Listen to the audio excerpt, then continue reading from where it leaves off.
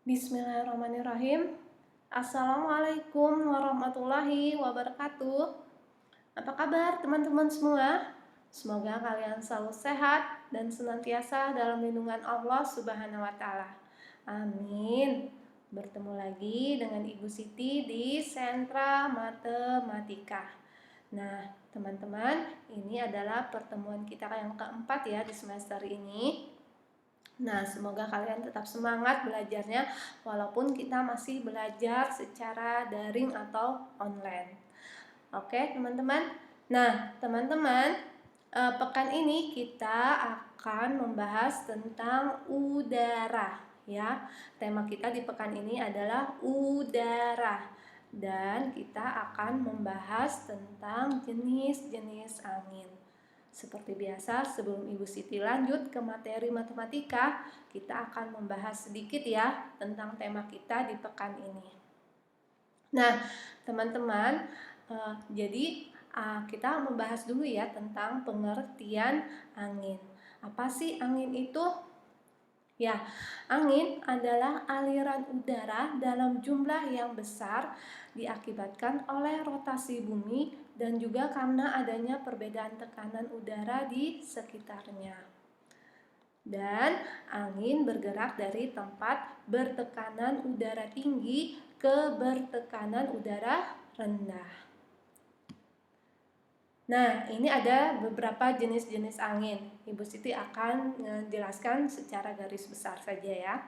Yang pertama ada angin tetap, yaitu angin yang arah berhembusnya tetap sepanjang tahun. Kemudian ada angin muson. Ini adalah angin musiman ya, yang terjadi minimal 3 bulan dengan masing-masing periode yang lain ya. Kemudian ada angin lokal, adalah angin yang dipengaruhi oleh sifat daratan dan perairan, jumlah pemanasan matahari, dan ketinggian suatu tempat. Kemudian ada angin fon. Angin fon ini adalah kelanjutan dari proses terjadinya hujan orografis. Hujan orografis terjadi di salah satu sisi lereng pegunungan. Kemudian ada angin lembah, yaitu angin tiupannya dari lembah menuju gunung. Kemudian ada angin gunung, yaitu angin yang tiupannya yang arahnya dari puncak gunung menuju lembah. Nih, ada juga angin darat, yaitu angin yang tiupannya dari daratan menuju lautan. Ada angin laut, yaitu angin tiupannya dari arah laut menuju daratan. Kemudian ada angin siklon, yaitu angin yang berhembus menuju tekanan udara yang minimum. Nah, angin siklon ini sifatnya merusak ya teman-teman. Jadi angin siklon ini dapat menyebabkan kerusakan di lingkungan yang dilewatinya. Contohnya angin topan, angin tornado. Nah, itu adalah angin-angin yang hembusannya sangat kencang yang dapat merusak daerah yang dilewatinya. Kemudian ada angin antisiklon, yaitu angin yang meninggalkan daerah bertekanan maksimum. Nah, angin antisiklon ini adalah kebalikan dari angin siklon. Anginnya berhembusnya tidak kencang. Nah, teman-teman, dampak negatif dari angin ya. Angin yang sangat kencang menyebabkan pohon tumbang dan infrastruktur umum seperti jalanan, jembatan, jaringan listrik dan sebagainya akan menjadi rusak. Nah, ini adalah contoh gambar akibat terjangan angin ya yang sangat kencang. Bisa menyebabkan kerusakan jalanan, pohon tumbang, tiang listrik juga tumbang, seperti ini ya teman-teman. Nah, itu informasi tentang tema kita di pekan ini. Kita akan menuju ke materi matematika ya teman-teman. Nah, di materi ini Ibu Siti akan menjelaskan 2 poin. Untuk yang pertama, Ibu Siti akan menjelaskan dulu tentang macam-macam bilangan pecahan. Di kelas 5 ini, Ibu Siti akan menjelaskan dua macam bilangan pecahan. Nah, yang pertama, bilangan pecahan itu ada dua ya teman-teman. Yang pertama, bilangan pecahan biasa. Jadi, bilangan pecahan ini hanya memiliki pembilang dan penyebut saja. Ya. Contohnya seperti ini. Ini adalah bentuk pecahan biasa. Jadi, dia hanya terdiri dari pembilang dan penyebut. Yang atas ini adalah pembilang, yang bawah ini adalah penyebut. Seperti itu ya teman-teman. Nah, bilangan pecahan biasa ini adalah bentuk lain dari sebuah pembagian ya. Jadi kalau ada A per B, pecahan A per B ini sama dengan A dibagi B ya. Ini adalah bentuk lain. Ibu Siti ulangi ya. Pecahan biasa ini adalah bentuk lain dari suatu pembagian. Kalau bentuk pecahan biasanya A per B itu sama dengan A dibagi B. Ya, teman-teman, diingat ya. Oke. Nah, yang kedua adalah bilangan pecahan campuran. Jadi bilangan pecahan campuran ini tidak hanya terdiri dari pembilang dan penyebut, tapi juga punya bilangan bulat. Ya, ingat ya teman-teman, bilangan bulat Ibu Siti sudah memberi materi ini di kelas 4. Oke, nah ini adalah bentuk pecahan campuran. Dia punya pembilang, penyebut, dan bilangan bulat. Jadi yang di tengah-tengahnya ini adalah bilangan bulat, yang di atas pembilang, dan yang di bawah adalah penyebut. Nah, itu macam-macam bilangan pecahan. Nah, poin yang kedua, kita akan mengubah bilangan pecahan biasa menjadi bilangan pecahan campuran. Ya, teman-teman. Perhatikan materi hari ini adalah mengubah bilangan pecahan biasa menjadi bilangan pecahan campuran. Nah, syarat untuk mengubah bilangan pecahan biasa menjadi pecahan campuran adalah pembilangnya harus lebih besar daripada penyebut. Nah, kalau misal ada bilangan pecahan A per B, A-nya adalah pembilang, B-nya penyebut, maka A-nya harus lebih besar daripada B. Pembilang harus lebih besar daripada penyebut. A lebih besar daripada B. Ya, teman-teman. Nah, contohnya kita misal ada pecahan 18 per 5. 18 adalah pembilang, 5 adalah penyebut. 18 jelas lebih besar daripada 5. Maka bilangan pecahan ini bisa kita ubah ke pecahan campuran. Ya, teman-teman. Begitu, paham ya? Paham, insya Allah. Ini adalah syarat untuk mengubah bilangan pecahan biasa menjadi bilangan pecahan campuran. Oke, sebagai contoh Ibu Siti akan mengubah pecahan biasa 18 per 5 menjadi pecahan campuran.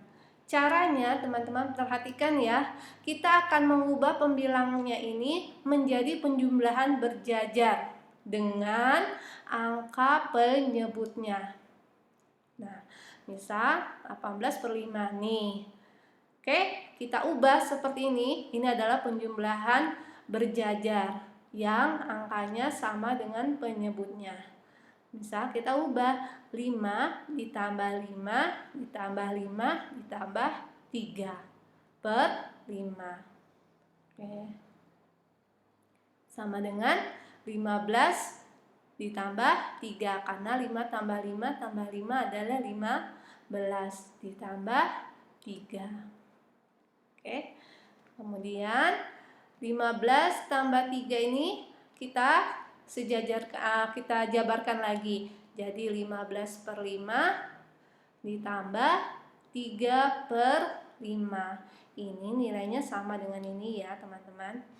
Maka kita akan bagi. Ingat ya, pecahan biasa itu adalah bentuk lain dari suatu pembagian. 15/5 kita akan bikin jadi bilangan bulat, yaitu dengan cara pembagian. Maka 15 dibagi 5 itu sama dengan berapa? 15 dibagi 5? Ya, jadi 3.